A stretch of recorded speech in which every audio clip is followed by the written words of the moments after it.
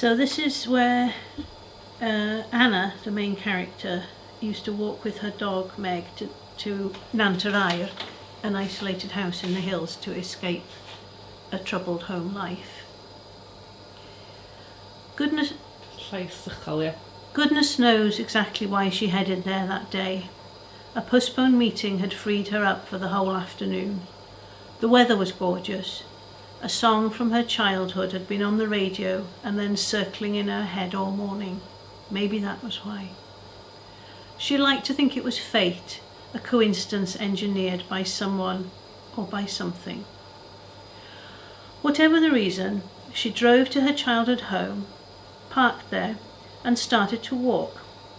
The rough track running alongside the lake, then a path leading through a gap between two small hills.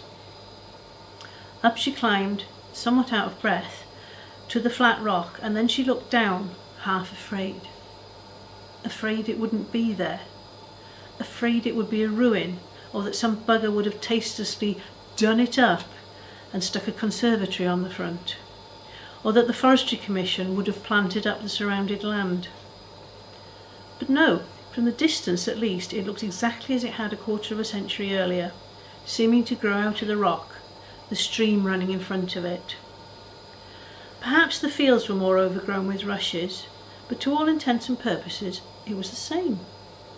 She looked down at her legs, expecting to see the bare brown legs of an 11-year-old, and gazed in surprise at the thighs of a woman in her 30s.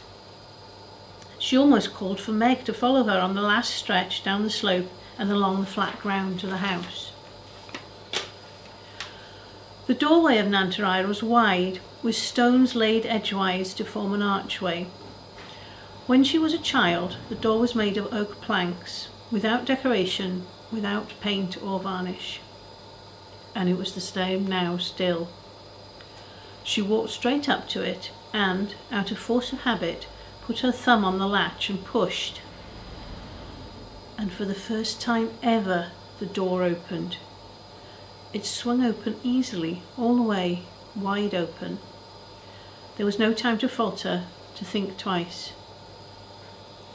The room was decorated very simply, with a roaring fire in the large fireplace at the far end, the ingle nook stacked high with logs.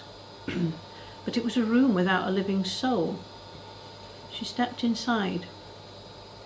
There was a bowl of fruit on the circular oak table, and without thinking she took up a handful of grapes and ate them unhurriedly, one by one, while looking slowly and contemplatively around the room. "And who's been eating my fruit?" said Daddy Bear, thundered a voice from somewhere above her head. She dropped the grapes that were still in her hand, and by the time she turned towards the voice, she was 34 years old again.